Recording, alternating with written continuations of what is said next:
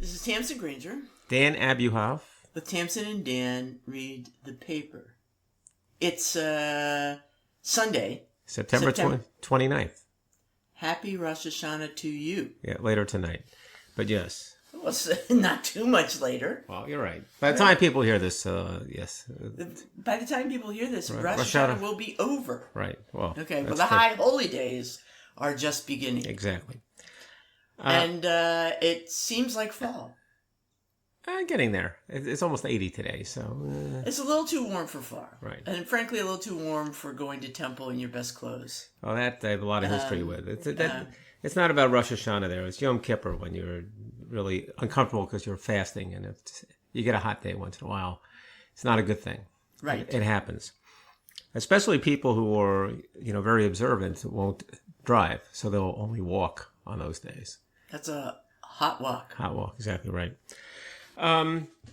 Okay, so in any event, we have been out and about, as is our wont, and on Thursday... In other words... What? To translate, yeah. I dragged you to the theater. You didn't drag me. I'm in the city. Honey. I understand, but I hear about these crazy things. Yeah. And then I say, I think we should see this. Well, see, I didn't realize. First of all, let me just put the headline on this. So we saw Fern Hill on Thursday in New York, which is a play, and I didn't realize until perhaps when we were going, or maybe afterwards, or intermission, you told me that you had heard about it on the Broadway channel. Right. I heard an interview. I thought that was interesting. With some of the actors. Right. And they sounded great. And it sounded interesting. Okay. So I thought we should go. Right. It was a little theater. Yeah, we should talk about the theater. So the theater is on 59 East 59th Street. Now that's not... And it's called it's called 59E 59 Theater. That's right. But to the close listeners, the word East is in there, which means it's not on Broadway, right? So Broadway's west. Right. It's 7th, 8th, 9th Avenue, and it's in the 40s. This is East 59th Street. It's in the land of office buildings, just a tad north of it. It's not even surrounded by too much in the way of restaurants, and tucked away, or I would say a pretty nice little theater. Well, it's a complex of several different venues. Right. And tucked away. Yeah. In a corporate setting otherwise. A little theater, which is relatively new, seats about 130 people. And, they don't charge top prices. There's no such thing as a bad seat. Wait a minute. Wait. First of all, we were in Theater A. Yeah. We don't know what the size of the other theaters. And second of all, they seem to have short-run, kind of new things. That's what this was. We haven't done our research, have we? We don't really know much about this I've researched this thoroughly, so I'm confident in what I'm saying. So and for a small production, I think it is top dollar. Because the tickets cost $60 to $90. Yeah, I understand. But so it's less than going to... It's a little less than Roundabout. Frozen. Yeah. Or... Yeah, it's half of what Evan Hansen. Right. But it's still... It costs more than, It's not a movie. Movies. And it's usually a flyer, right? You're taking a chance. You don't know exactly... Listen, I'm not advertising for them. So let's talk about the play. So the play is... We mentioned that you had heard about it on the radio. So it's a play by Michael Tucker. Michael Tucker was a reasonably well-known television actor, in large part because of L.A. Law. And the play is populated, the actors at least, his friends and his wife, many of which were associated with L.A. Law, so they're kind of familiar faces. So there are people like Marklyn Baker, who's on Broadway on television a lot. Jill Eikenberry is his wife. She was in L.A. Law. Mark Bloom is on television a lot, including he has a regular part in Mozart in the Jungle. John Glover was on Broadway a lot. He also was in L.A. Law. He was in Scrooged He's been a million years ago. Been in a lot of he's a character actor. I think that's fair. And he's always the third or fourth lead, and he's always great, and he's the best thing in this.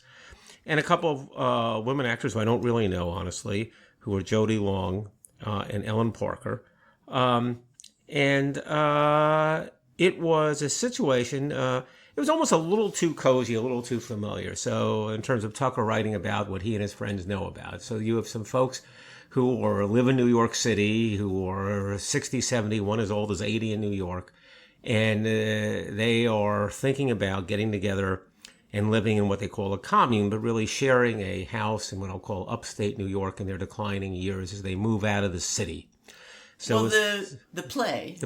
Fern Hill takes place at that farmhouse. Right.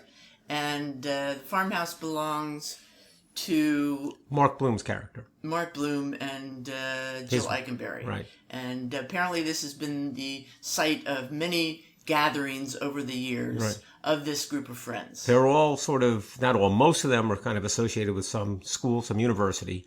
They're all artists or writers or something like that. The one outlier, perhaps, is the character played by Mark Lynn-Baker, who was an ex-rock and roll guy, or current rock and roll, but popular years ago. So he's, the guy who's sort of out there a little bit with the longer hair and more expressive. But you can see where they're all friends. And the first, as we were discussing it, the first act and the second act are a little bit different. They're almost like two different plays, right? Is that fair?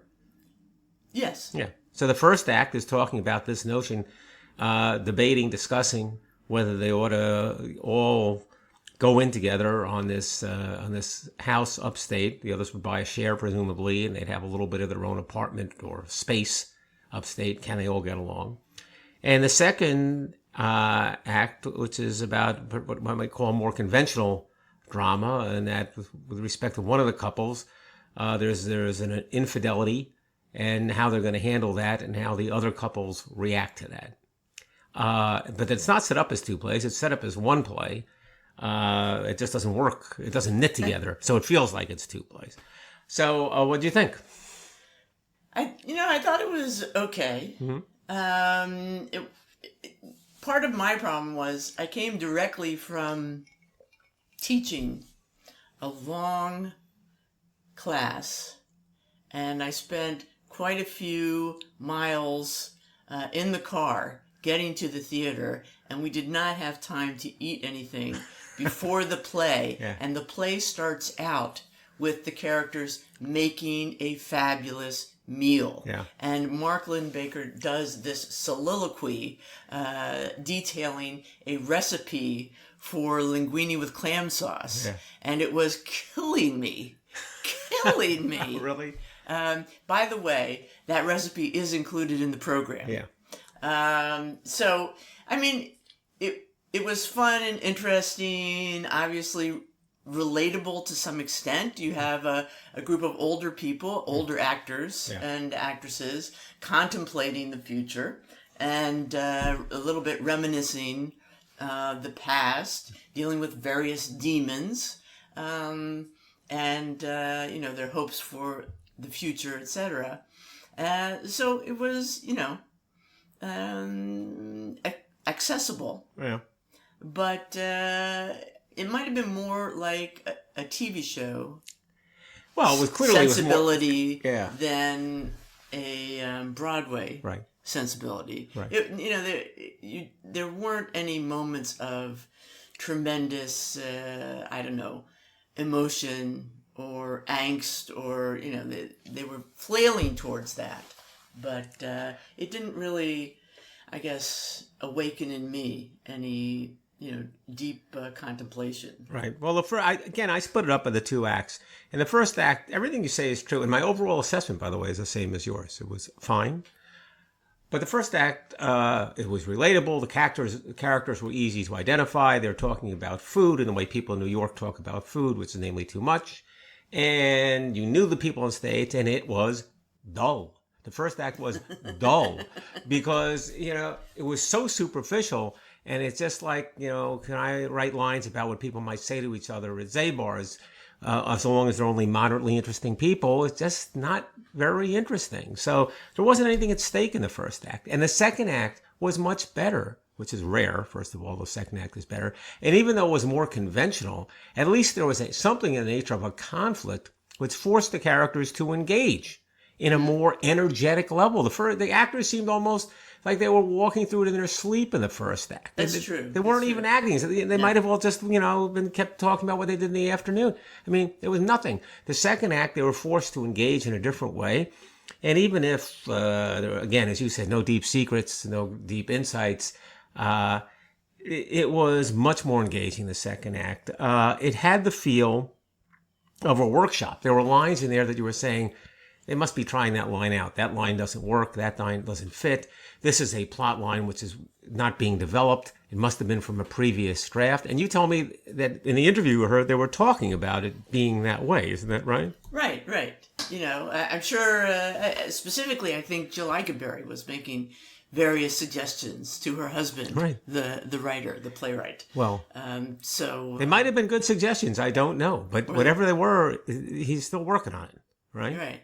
Or there might have been bad suggestions. I mean, there are a lot of situations. It's very hard to create a great work of art using a committee. Yes. Okay, everybody throws their ideas in. But this is his wife. It's his wife. is totally against that. By the way, the great sculptor of ancient Greece. Yeah. So who knows? But the thing is, did you feel your $140 was well spent? Oh, I don't think about it that way. I had a good time. I thought it was fine. I thought it was fine. And we've been talking about it a lot. Yeah. Oh, yeah. It's very, So in ways for us, it was more interactive. And it's a different experience than when you walk into a play with, great reviews and you have high expectations. You want your goddamn money's worth. Right. So there was that aspect it was, to this. Yeah, it was and much I have more to say, engaging. we had heard about the theater before. We actually were spending the night in New York at a hotel, and we were chatting with another guest at happy hour. And he said, "Are you going to see any plays?" And we said, "Are you going to see any plays?" And he said, "I like to go to this theater on 59th Street." Which is 4 blocks away. Where was he from? Alaska? Yeah. He had come all the way across the universe to New York. And we said, "What are you talking about?" He likes to go there. He says, it's interesting, it's new. It's comfortable and it's theater. not like he was a cutting edge, creative person. He was pretty much like the people in Fern Hill and us. Yeah. So you're absolutely right. And we also, just to finish, talking about a New York experience. Of course, as you mentioned, you hadn't eaten, so you were starved. So we walk out of the theater, and what are we going to do? Can we grab a bite? It's already a little late. It's after 9 o'clock. And as Dan mentioned, we're kind of in Midtown no man's land. Right. There's no place to go. We realized we could go to Route 57, which we often go to if we're going to City Center or something, which is on 57th Street near 6th. And we walk in Route 57 after walking by a bunch of abandoned restaurants, whatever. Not abandoned, but just light. Restaurants that would have closed earlier. Right. And this there's two things. We don't want to do the whole meal thing. Right. We don't want to go through want the to whole get in and out. ritual We want to get of quick. a nice restaurant. Right. We're too late. Right. Okay. We got to get home to Jersey. And two things. And the second thing is that we want decent food. So we go into Route 57, and it is hopping, but they give us a table, and we just say to the waiter, "Here's our deal." Exactly what you just described. This is what we want. We've been there a million times. You know so what to know order. What to eat. He says to me, "I don't even finish it." The guy got it. Within 5 minutes, 5 minutes, maybe less, we have our complete meal and our drinks. They're pros. They must have just taken it from someone else's order. We weren't ordering BLTs. I mean, it was insane. Yeah. And we got out of there. So that only in New York. Yes. And then, of course, we got on the Jersey Turnpike. And that's another story. That's a New York story, too. That's New York, New Jersey. The Eastern Spur was closed. Yeah, it's called New York Under Construction. All right. So baseball season's ending. So, talk about good timing in terms of watching the key moment of the season. Season's ending. That's good timing.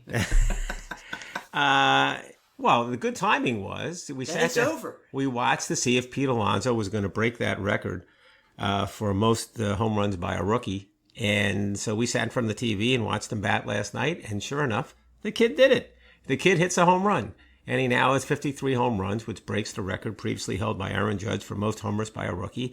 And what's amazing about Pete Alonso is he's like a kid next door. He's not like a real superstar baseball player. He does. I always say he looks like an overgrown toddler. Right. I mean, he really is a kid. They had a very cute interview with his fiance and his parents, who were all lovely and excited and relieved that he had finally done it. Right. And they didn't have to cringe during every at-bat. But he's like a kid. Hoping for him to do other players act like, that's what I'm supposed to do. Or, if only people knew how great I was, they were catching up with it. This kid is just like beside himself that he's had as much more success than he ever thought he'd have.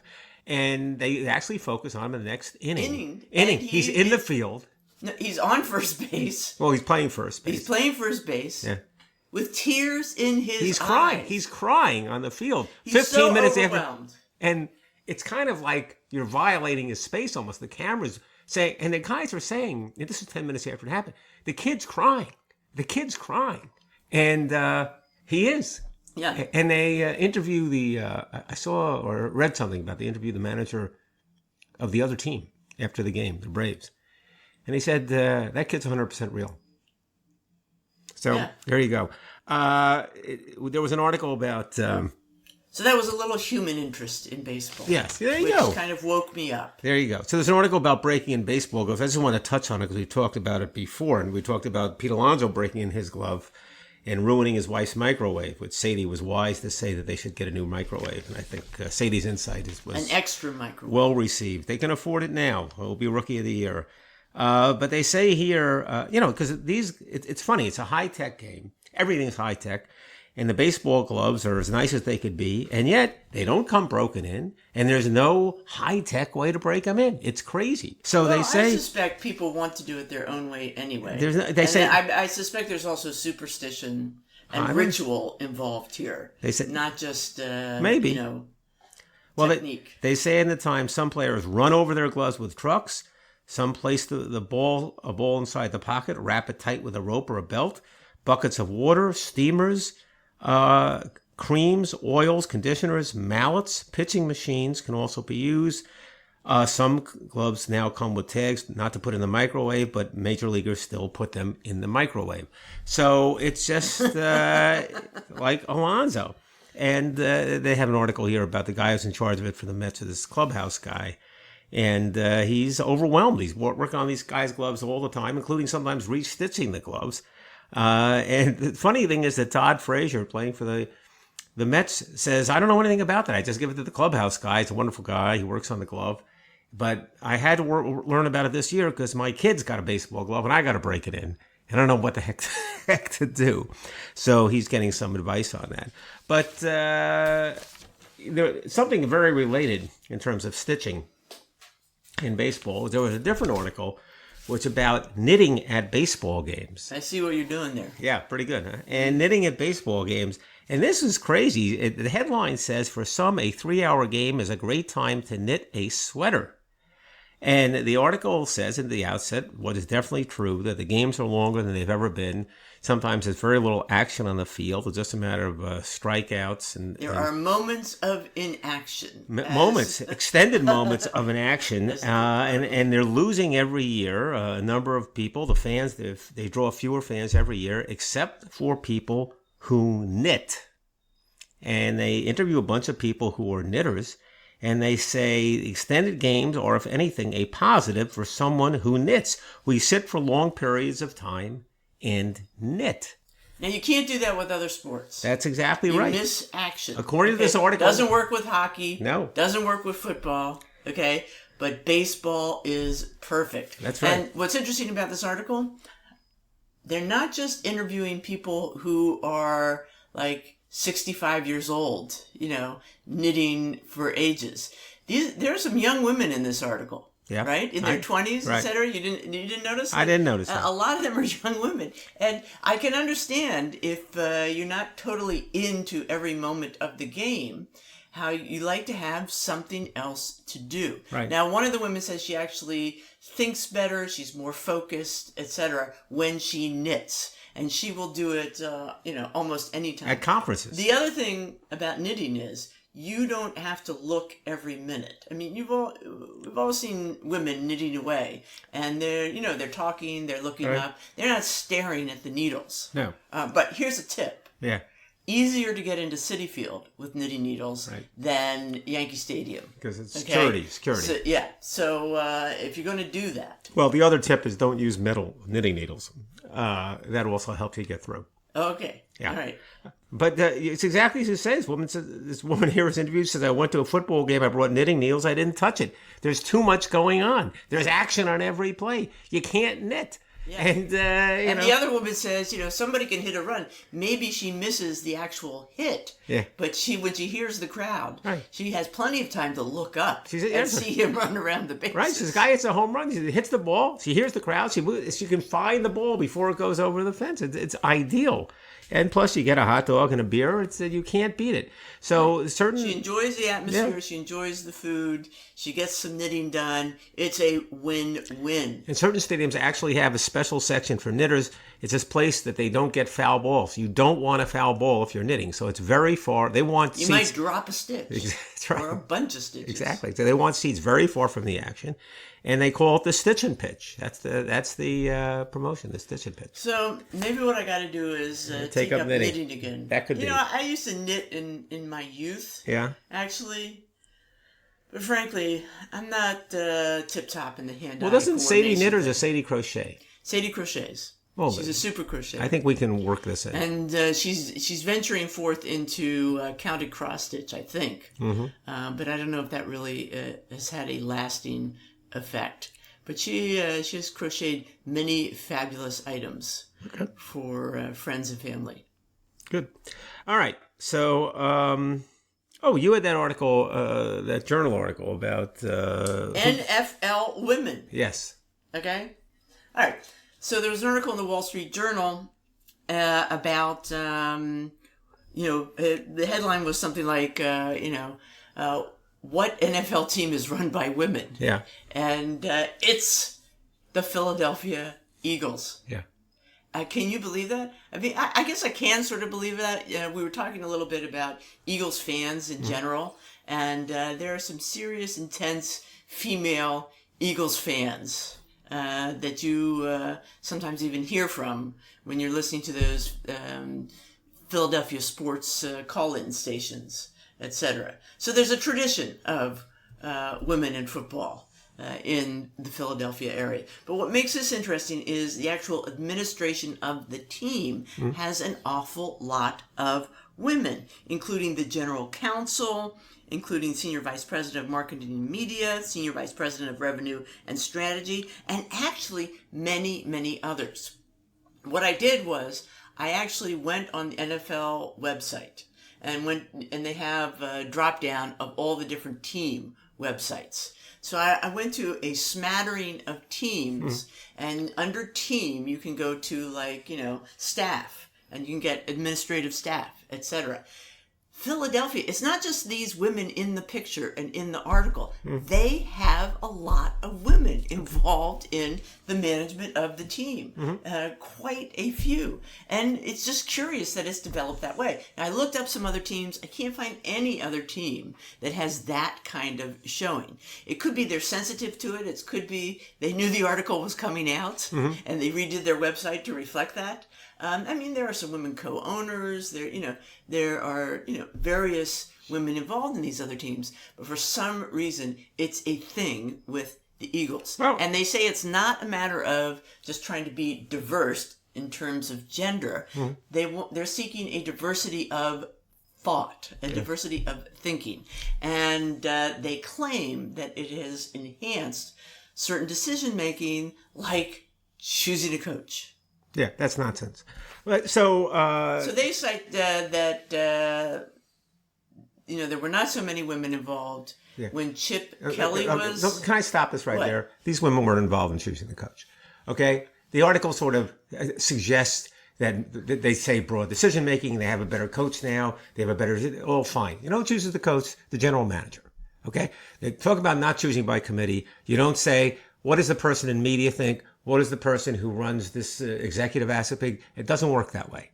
The coach is chosen by one person. Might make a phone call to the owner, but Howie Roseman, the general manager of the Philadelphia Eagles, chooses the coach. End of story. I don't care what the Wall Street Journal writes. All right. So I do credit the notion that who might have doubted that there are a lot of women in all these aspects of the operations of the Philadelphia Eagles. And there are a lot of aspects of it. It's a large organization. And one of the things they talked about was the head of their foundation was one of the main parts of the article. I forget if it's autism or what. The Eagles Autism Challenge. Exactly right. Okay. There's all kinds of things going on in Philadelphia. There's a lot of money involved in that organization.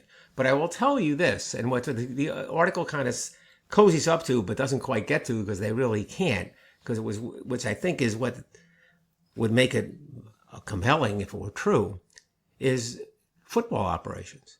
The football operations are not run by the women.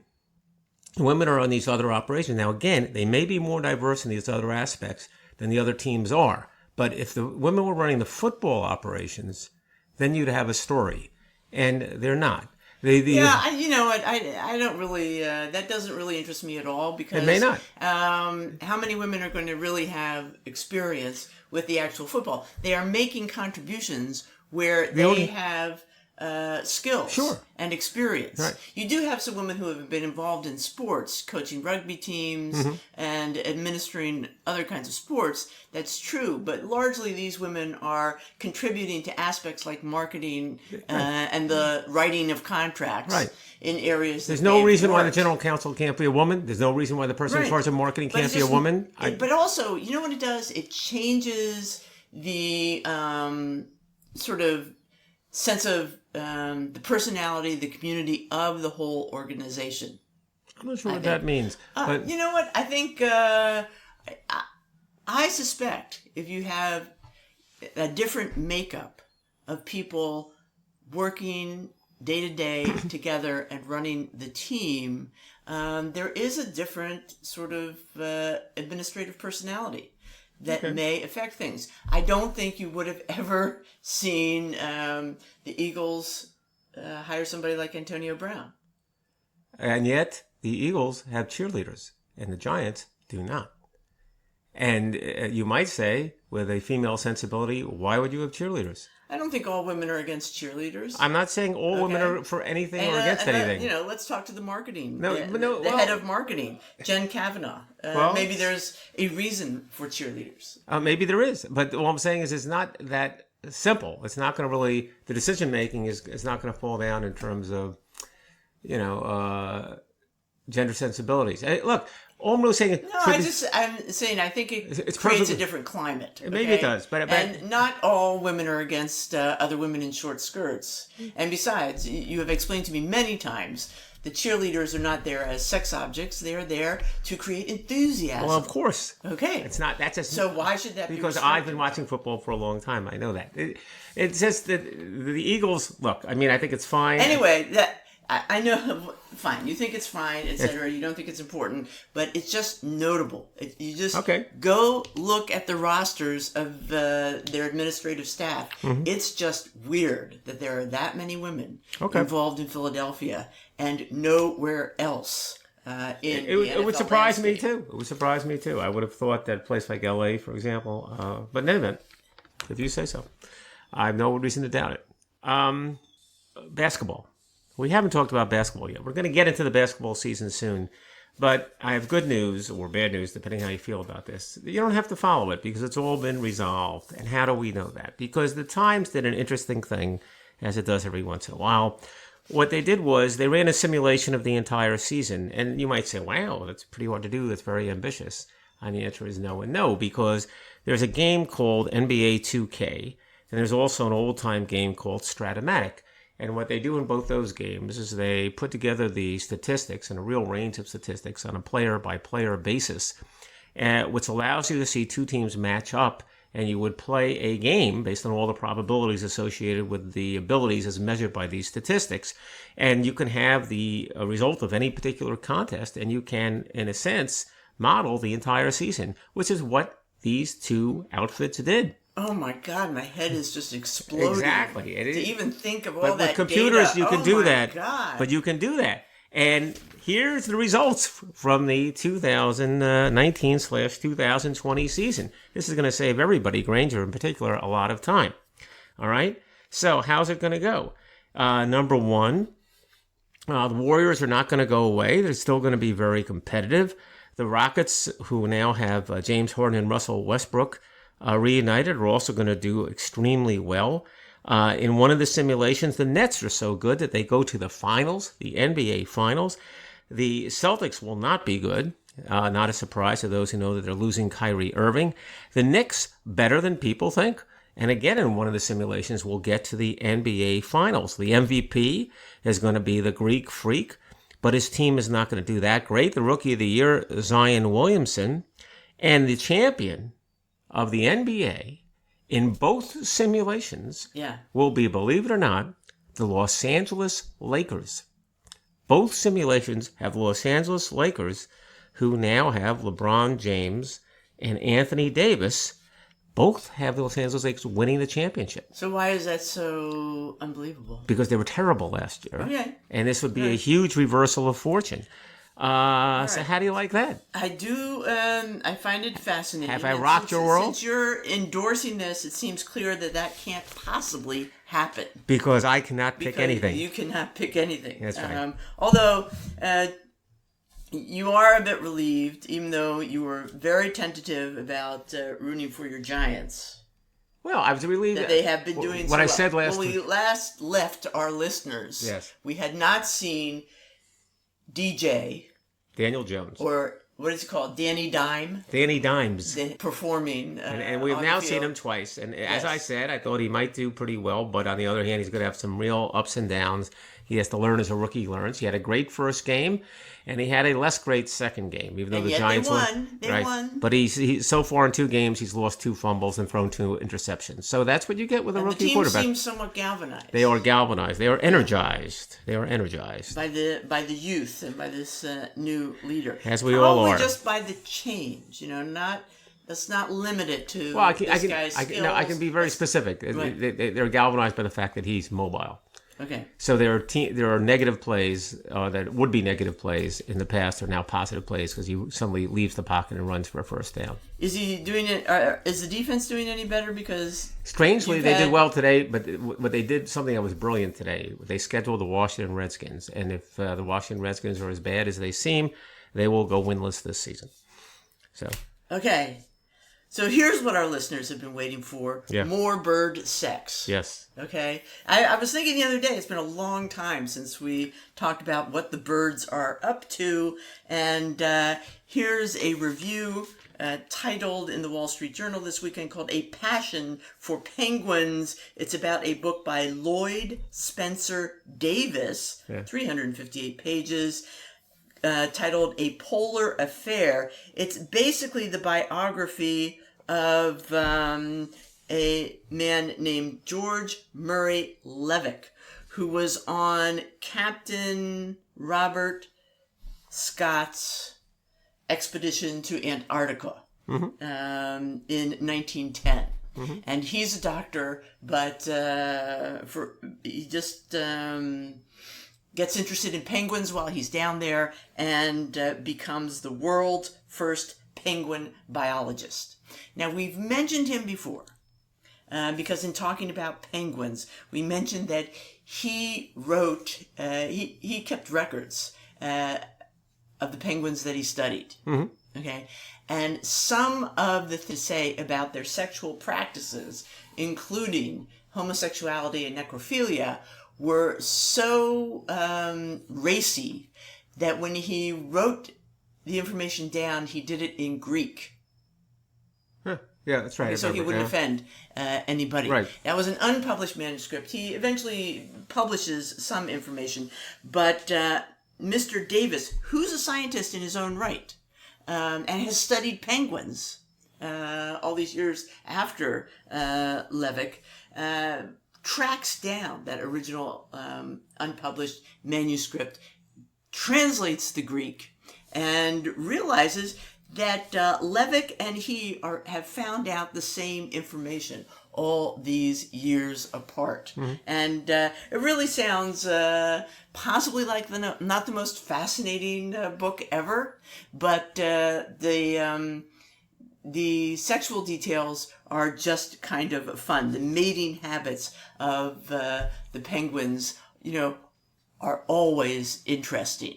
And he states, Mr. Davis, probably Dr. Davis, states that contrary to scientific belief, penguins are not monogamous. In fact, when they do an experiment and put a toy penguin out on the ice, the male penguins are falling all over themselves, getting in line to mate with it. In line, yes. Yes.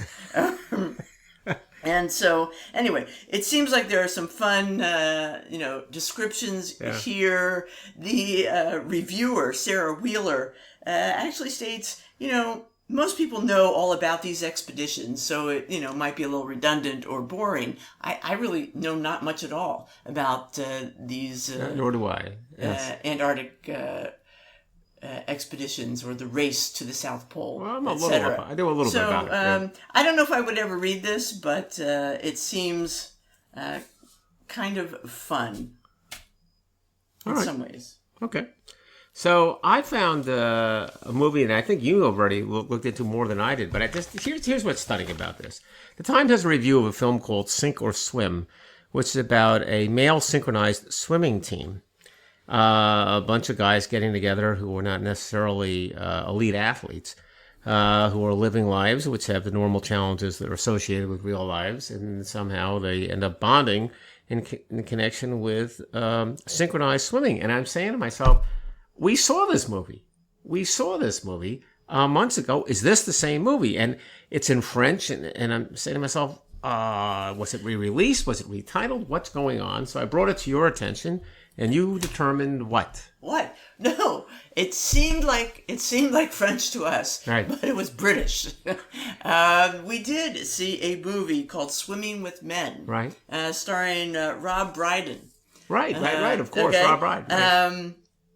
In either earlier this year, I think early in the year, right. or a year ago, and it was exactly the same movie. Yeah. But this one, which is called Sink or Swim, and it's by Gilles Lelouch, looks like fun. The trailer's great. It looks a little bit funnier, but maybe that's because it's in French.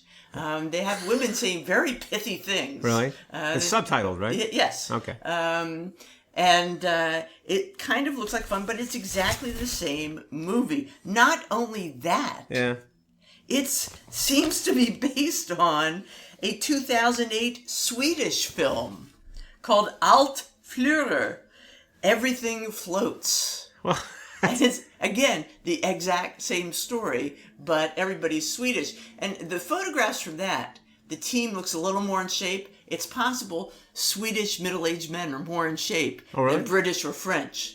But anyway, I think I need to see it. I know we were lukewarm about the British version. We were positive about it. But Tamsen, there's a whole genre of film about men doing synchronized swimming? Middle-aged men in synchronized swimming. It's crazy. There's nothing new under the sun, Daniel.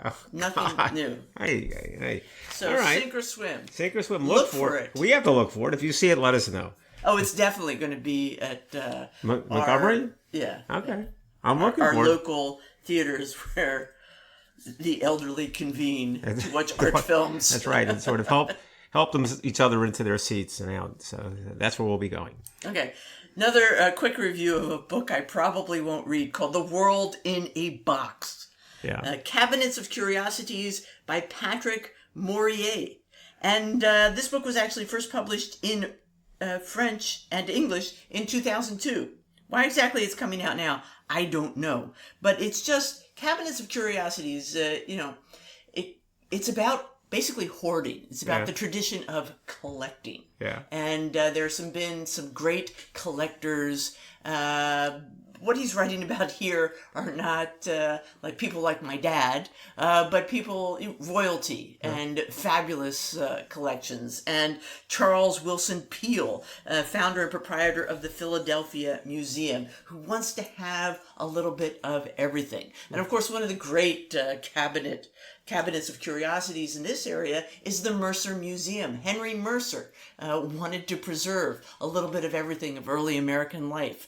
And you remember there's like a covered wagon hanging from the ceiling in the middle, and there's all kinds of early American crafts and technologies and objects all over the place in this giant cement building. Right.